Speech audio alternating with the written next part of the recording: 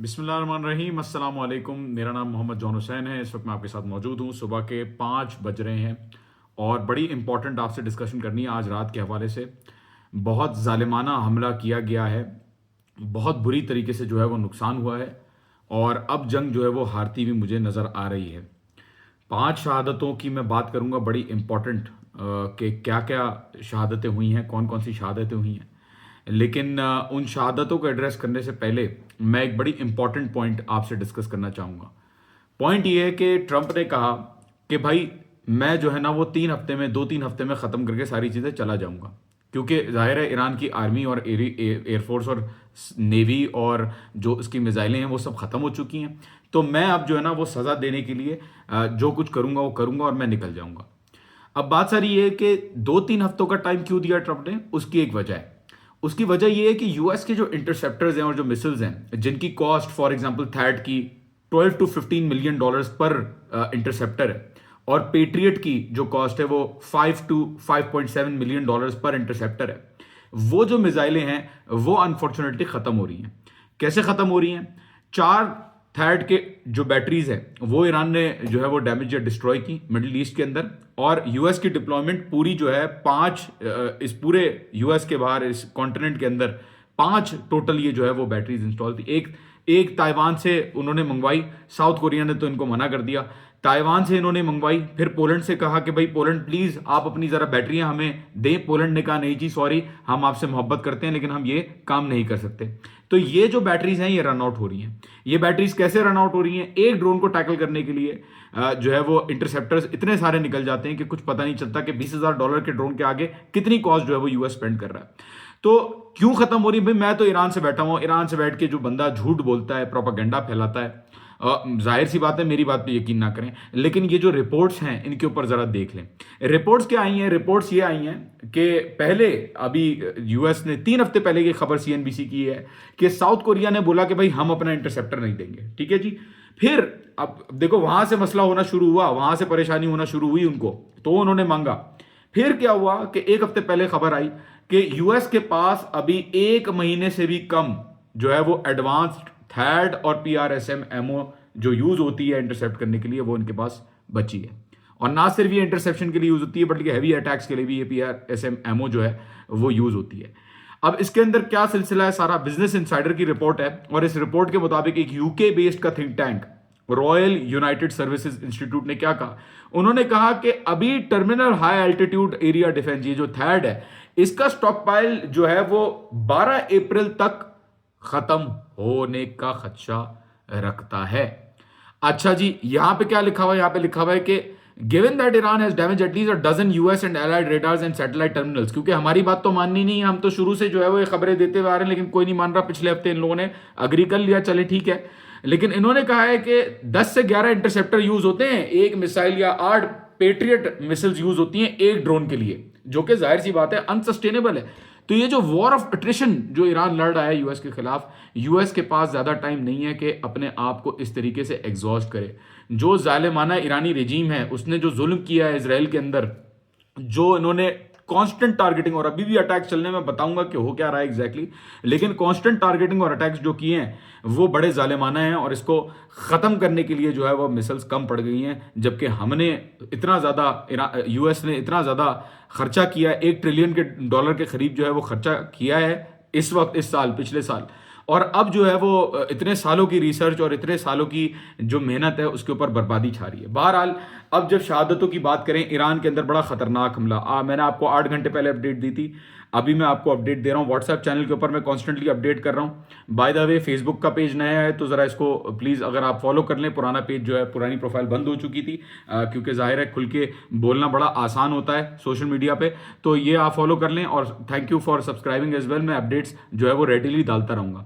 तो अब ईरान के ऊपर जो हमला हुआ है बड़ा खतरनाक हमला हुआ है। 5 जो है वो शहादतें हुई हैं। कौन सी शहादतें हुई हैं मैं आपको बताता हूं। पहली शहादत कहा जा रहा है कि F-35 लाइटनिंग 2 एक हिट हुआ और उसको वो गया सऊदी अरब, और सऊदी अरब जाके वो जो है वो कहा जा रहा है कि वो डाउन हो गया। ये F-35 जिसका कहा जाता था कि ये टेढ़ा चलता है, उल्टा होके चलता है, ये गायब हो जाता है, इसके जो है वो वर्टिकल लैंडिंग करता है और ये इसकी कोई इसको तबाह नहीं कर सकता, इम्पॉसिबल है। इसको पहले भी ईरान जो है वो मार चुका है, हिट कर चुका है। तो ऐसा भी हो सकता है कि किया हो भाई, मान लो ये भी बात कि हो सकता है वाकई में F-35 दोबारा जो है वो हिट किया हो, इसमें कौन सी बड़ी बात है।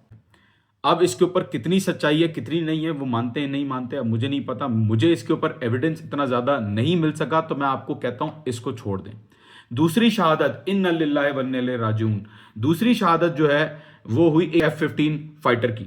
F-15 जो ये स्ट्राइक ईगल है, ये जो आया खुजिस्तान के रीजन से आया मेरे भाई। जो लोग कह रहे हैं सेंट्रल ईरान के अंदर था, वो नहीं, सेंट्रल ईरान के अंदर नहीं था, बुशहर के पास खुजिस्तान से आया। मेरी बात यकीन नहीं आती तो ये देख लो अपने सामने, फॉक्स न्यूज कह रही है। तो खुजिस्तान के अंदर इसने एंट्री मारी और मेरी मालूमात के मुताबिक 130 किलोमीटर इसने अंदर इनकर्जन की। अब 130 किलोमीटर जब इसने इनकर्जन की तो इसको स्ट्राइक डाउन किया गया। कैसे किया गया? जाहिर है ईरान तो खुद कर ही नहीं सकता, ईरान को तो रशिया ने जरूर कोई ना कोई सिस्टम दिया है जिसकी वजह से तेहरान और इस्फहान के अंदर बमबारी हो ही नहीं रही। ईरान के अंदर अभी तक बमबारी हुई नहीं, तो जाहिर सी बात है रशिया से ही सिस्टम आया होगा। बहरहाल ईरान ने इसको स्ट्राइक डाउन किया। जैसे भी अल्लाह की तरफ से जो है ये स्ट्राइक डाउन हुआ, इस जालिमाना रजीम ने हमारे इतने महंगे जहाज को गिराया। ये इस जहाज को गिराने के बाद तस्वीरें भी हमने आपको पहले दिखाई, चैनल्स के ऊपर भी हमने लगाई और दूसरों ने भी ये तस्वीरें चलाई। बहरहाल ये डाउन हुआ। इसको डाउन करने के बाद एक इजेक्शन सीट की तस्वीर आप अपने सामने देख रहे होंगे। ये जो इजेक्शन सीट है, एलिजिडली ये सीट जो है वो वाकई नहीं है। मतलब ये पिक्चर जो है सिर्फ लूर इन करने के लिए की है। लूर इन का मतलब क्या होता है कि सिर्फ बुलाने के लिए कि आओ जी जरा हमारे पास आओ। कहा यह जाता है कि ये सिर्फ बुलाने के लिए जो है वो एक तस्वीर लगाई गई, ये शायद असली तस्वीर नहीं है। अब ये जो तस्वीर देखी और ये जो लोग आए, अब क्या होता है, पायलट्स, दो पायलट्स होते हैं F-15 के अंदर, एक पायलट नहीं था, दो, एक पायलट और एक जो पीछे क्रू होता है वो था। होता क्या है कि इनके साथ जो है ना वो जीपीएस ट्रैकिंग और इनके साथ जो है वो ट्रांसपॉन्डर होता है जो सिग्नल्स फेंकता है कि भाई हम यहाँ पे, हमें आके बचा लो। अब ये जाहिर सी बात है वो अंदर आए और ये जो काफिला वो लेके आने की कोशिश कर रहे थे, A-10 वॉर्थॉग जो आया इसके साथ, वो उसके साथ दो हेलीकॉप्टर भी आए। तो इन्ना लिल्लाहि व इन्ना इलैहि राजिऊन, ये जो A-10 थंडरबोल्ट वॉर्थॉग है उसको तबाह कर दिया, उसको बर्बाद कर दिया। वो भी खुजिस्तान के अंदर ही किया, सेंट्रल ईरान के अंदर नहीं किया। इसके साथ जो दो हेलीकॉप्टर थे वो जो है उसमें से एक रिपोर्टेडली जो है वो डाउन हो गया है खुजिस्तान के अंदर और एक जो है वो चला गया है गोलियां खा के, डैमेज खा के। अच्छा जी, इसके बाद अगर हम देखें तो अब ये हो गई टोटल 3 शहादतें, ठीक है। अगर आप काउंट कर लें हेलीकॉप्टर के तो 4 शहादतें हो गई। अब आप आगे जाएं तो F-16 की खबरें आ रही है कि F-16 general dynamics F-16 CJ fighting falcon, इसको जो है अभी मैं ईरान की कार्रवाई जो हुई है ना इसके बाद ये भी बताऊंगा, लेकिन F-16 CJ फाइटिंग फैल्कन इसको जो है वो गिराया गया है। तस्वीरें सामने आई हैं, ये तस्वीरें मुझे ओरिजिनली मिली, एक्सक्लूसिवली मिली, मैंने चैनल पे भी शुरू में लगा दी और तस्नीम ने भी इनको फिर ऑफिशियली मीडिया के सामने पब्लिश किया। अब इसके पीछे कहानी ये है कि रिपोर्टेडली ये एक F-16 है, सिंगल इंजन एयरक्राफ्ट का है और इसके ऊपर आपको नजर आ रहा है कि ये हो भी सकता है, देखिए बायस नहीं होना चाहिए, हो भी सकता है कि ये F-16 ना हो सकता है कि ये मिसाइल हो जो गिरी हो। अब लोग बोलेंगे नहीं ये क्या बात कर दी, ये तो जो है वो गलत बात कर दी। देखिए जज्बात अपनी जगह, सच्चाई अपनी जगह। अभी भी मैं कह रहा हूं कि हो सकता है, ऐसा जरूरी नहीं है, हो सकता है ये F-16 ही हो, लेकिन ऐसा भी हो सकता है कि ये एक मिसाइल हो। बायस नहीं होना चाहिए, मेरा काम है खबरें देना, ठीक है जी। जो अच्छा नहीं लगती वो भी बताना पड़ेगा। अच्छा, तो इसके अलावा अब ये तो आप छोड़ दें, मैं कहता हूं इसके ऊपर भी शक है। ईरान से एक बंदा बैठ के बोल रहा है, पता नहीं सच बोल रहा है झूठ बोल रहा है। ये जो आप देख रहे हैं फ्लाइट रेडार की जो तस्वीर मैं आपको दिखा रहा हूं, इसके ऊपर क्या लिखा हुआ है? इसके ऊपर लिखा हुआ है 7700 अलर्ट। 7700 अलर्ट का मतलब क्या होता है? 7700 अलर्ट का मतलब ये होता है कि जब एक इमरजेंसी होती है पायलट को, तब ये कोड वो इशू करता है। और फ्लाइट रेडार जो है वो कोई एवी ओनी पौनी वेबसाइट नहीं है, इसको यूज किया जाता है एविएशन के अंदर, इसको यूज किया जाता है फ्लाइट कंट्रोलर्स की तरफ से। ये बड़ी रिलायबल सोर्स है। तो इसके अंदर हमने देखा कि एक इमरजेंसी अलर्ट जो है वो इशू हुआ और सऊदी अरब, दोस्त बरादर ममालिक, सऊदी अरब के पास जो है वो जहाज गया डैमेज होता हुआ। अब लोग कहेंगे नहीं, ऐसा नहीं, वैसा नहीं, ये नहीं, वो नहीं। अब अमेरिका तो कुछ कह नहीं रहा, वो ना अपने नंबर्स कैजुअलिटीज के अपडेट कर रहा है, ना वो कोई जो है मजबूरन मजबूरन अभी पायलट की बात इसलिए कर दी क्योंकि कहा जा रहा है कि एक पायलट जो है वो, कहा जा रहा है एक पायलट रेस्क्यू हो गया, एक पायलट अभी भी इधर है, उसकी जो है खूनमान चल रही है। मतलब इतना इन्न लिल्लाह व इन्ना इलैहि राजिऊन, इतना बुरा वक्त आ गया है कि रिजीम चेंज से सवाल उठ के कहां चला गया, can someone help us find our pilots. ये कालीबाफ साहब ने अपना ट्वीट लगाया था। मतलब ऐसा जिल्लत का मकाम है, इस रिजीम ने इतना जुल्म किया है कि इतने सालों की मेहनत और इतनी बड़ी बड़ी टेक्नोलॉजीज जो हैं उनको मार के, उनको गिरा के हमारी इतनी बेइज्जती कर रहे हैं जो फ्रीडम के लिए दुनिया में लड़ रहे हैं। तो बहरहाल अभी अगर इसको काउंट करें तो आपके पास कोई तकरीबन जो है वो 6 शहादतें जो है वो रिपोर्टेड हैं, एक जो है वो इंजरी रिपोर्टेड है, लेकिन इसमें से एक को मैंने जो है वो कह दिया चलें जी इसको नहीं मानते, ठीक है, F-35 वाली बात को हम नहीं मानते, लेट्स सपोज, लेकिन बाकी जो चीज़ें हैं उनके ऊपर क्रेडिबल एविडेंस जो है वो नज़र आ रहा है। अब अगर हम बात करें ईरान के अंदर डैमेजेस जो और हुए, ईरान के ऊपर कोई हमला ही नहीं हुआ 8 घंटे से। मैं सर्च कर रहा हूं, मैं देख रहा हूं, हर जगह देख रहा हूं, लोगों से पूछ रहा हूं, मैं कह रहा हूं यार कहां हमला हुआ है, लोकल जर्नलिस्ट के कहीं तो यहां हमला हुआ हो, दिल को सुकून मिले, कहीं तो हमला हुआ हो, लेकिन नहीं मिल रहा। तो भाई बड़ा बड़ा अफसोस का मकाम है, इतनी बड़ी पावर, इतनी बड़ी सुपर पावर जो इतना ज्यादा हिट एंड रन आएंगे जाएंगे, ये करेंगे वो करेंगे, कुछ भी नहीं हो रहा। यहां पे क्यों नहीं हो रहा? सीज फायर बोला, सीज फायर दे दो, सीज फायर मांगी 24 घंटे की, ईरान ने क्या बोला? ईरान ने बोला नो सॉरी, 48 आवर्स की सीज फायर मांगी, 48 सीज फायर में बोला 48 आवर्स की कि नहीं हमें नहीं चाहिए। अब ये ईरान जो कि जिसकी नेवी खत्म हो गई है, जिसकी आर्मी खत्म हो गई है, जिसके लीडरान खत्म हो गए हैं, जिसकी मिसाइलें खत्म हो गई हैं, ये क्यों नहीं भाई सीज फायर के लिए मान रहा? ये सवाल मैं जरूर पूछूंगा जब भी। अब लोग कहेंगे सीज फायर तो इसलिए कह रहे थे क्योंकि इनको पायलट को ढूंढना है मेरे भाई। और सेल्फ डिफेंस पे लोग क्या कहते हैं? एयर डिफेंस पे लोग कहते हैं कि नहीं एयर डिफेंस सही से काम नहीं कर रहा सेंट्रल ईरान। अब 11,000 12,000 स्ट्राइकें जो कर रहे हैं, वो इतने सारे जहाज इन्वॉल्व, 100 के करीब जहाज जो है वो इन्वॉल्व है हमले के अंदर। आप क्या चाहते हो? हर गली के अंदर जो है वो सेल्फ डिफेंस का सिस्टम लगा हुआ हो, इतने सारे जहाज जो गिरा रहे हैं इतने, और पहले ब्लूमबर्ग की रिपोर्ट है, स्ट्रेटो टैंकर्स की रिपोर्ट्स हैं, इतने सारे जहाज जो गिर रहे हैं। मतलब ये क्या जादू, ये जादू की तरफ से जो है वो गिर रहे हैं?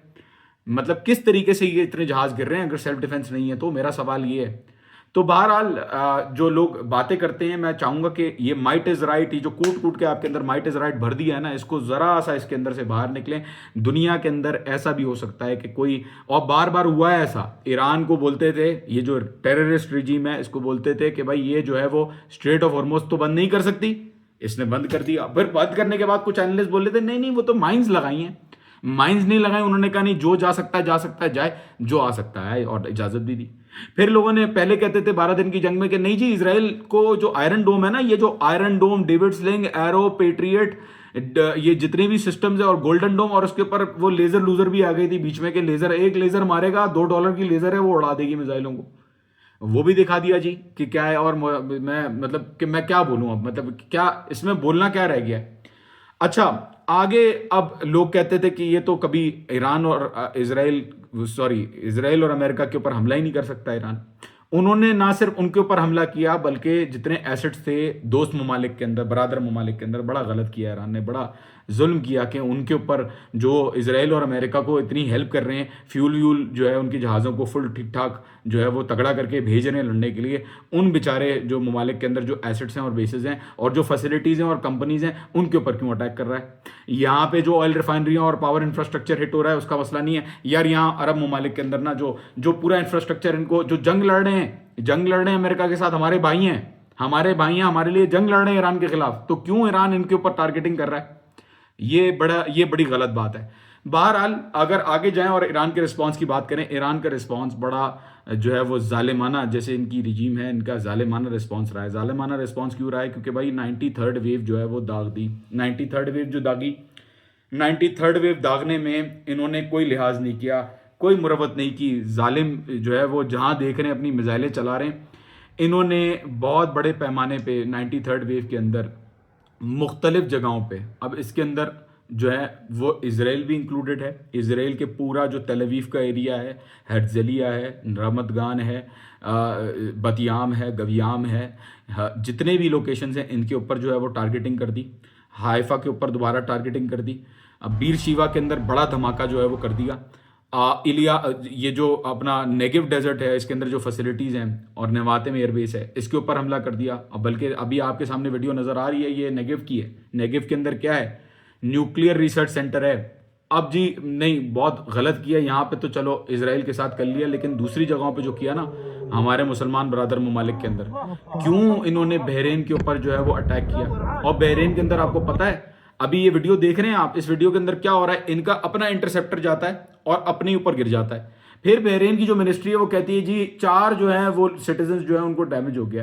बहरहाल इसके अंदर जो है वो बिल्कुल दो राय नहीं है कि मासूम लोगों की भी जानें जा रही हैं, नो डाउट, लेकिन इसके अंदर इनके अपने जो इंटरसेप्टर्स जो जाते हैं हमले करने के लिए, या वो गिर जाते हैं, या वो जब अटैक करते हैं ड्रोन के ऊपर तो वो ड्रोन आके नीचे गिरता है, या मिसाइल को इंटरसेप्ट करते हैं तो उसकी डिब्री आके नीचे गिरती है। बहरहाल इसके आगे अगर आप देखें तो इसके अंदर इन्होंने अभी भी हमले जो जारी हैं, मेरे पास डिटेल्स आ रही हैं, कुवैत के अंदर हमले हो रहे हैं और अभी रिपोर्टेडली सिज्जील मिसाइलें यूज़ हो रही हैं। सिज्जील मिसाइलें कौन सी हैं जी? सिज्जील मिसाइलें वो जो आपको कहा जाता है ना कि सिज्जील 2, ये जो मिसाइलें हैं ये सॉलिड प्रोपेलेंट मिसाइलें हैं। ये जो हैं वो ये इनकी डेवलपमेंट इस तरीके की, लोग कहते हैं कि ये डांसिंग मिसाइल्स हैं, डांसिंग मिसाइल्स हैं, और इसकी जो यूनिट कॉस्ट बताई जाती है वो $5 लाख बताई जा रही है। 2 सिज्जील जो है वो तल अवीव के ऊपर इसराइल के अंदर इन्होंने जालिमों ने, ईरानी रिजीम ने जो है वो दागे। ये बहुत गलत बात की, क्योंकि देखिए इसका जो मैस होता है ना, इसका मैस 22 टन का मैस होता है, और इसका जो वॉरहेड का वेट होता है वो 500 किलोग्राम से लेकर 1.5 टन तक होता है। तो इन जालिमों ने ये जो मिसाइल है जो 2000 से लेकर 4000 किलोमीटर तक चलती है और जिसकी एक्यूरेसी 50 मीटर्स के अंदर अंदर होती है, इन जालिमों ने वो भी जो है वो ये मिसाइल दागने से ये रुके नहीं हैं। अभी इनके पास और भी मिसाइलें हैं, सिज्जील 3 है और पता नहीं कौन कौन सी मिसाइलें हैं, ये भी कल को दाग देंगे। लेकिन हमारा डैमेज नहीं हो रहा, इसराइल का और यूनाइटेड स्टेट्स का कोई भी डैमेज नहीं हो रहा। ईरानी मीडिया जो भी रिपोर्ट कर रहा है वो सारा कौन भरोसा करेगा उनके ऊपर। तो अभी नहीं तो बाद में जो है ना हम दिखा देंगे कि हमारा कोई डैमेज नहीं हुआ है। बहरहाल जो फैसिलिटीज़ हैं और जो चीज़ें हैं, जो कंपनीज हैं जिनकी टारगेट लिस्ट ईरान ने दी है, और जो ब्रिजेज हैं जिनकी बात की जा रही है, अभी तक तो उनके ऊपर अटैक नहीं हुआ। लेकिन ईरान के अंदर जिस तरीके से अटैक हो रहे हैं, जिस तरीके से हो रहे थे, अब तो नहीं हो रहे, क्योंकि अब उन्होंने कहा जी प्लीज़ 48 आवर्स हमें दे दें, और जो ये एक्सपेक्टेशंस थी उनकी जो तोड़ी, तो अब जो है ना वो नज़र आ रहा है कि ये जो दुनिया बातें करती है ना, ये जो अमेरिका की माइट इज़ राइट जो अभी तक बढ़ाई हुई अपने अंदर, ये जो है ना वो प्लीज़ अब निकालने का वक्त आ गया है। तो बहुत बहुत शुक्रिया जी, अपना ख्याल रखिएगा, इंशाल्लाह आपके साथ दोबारा अपडेट डालेंगे। खुदा हाफिज़।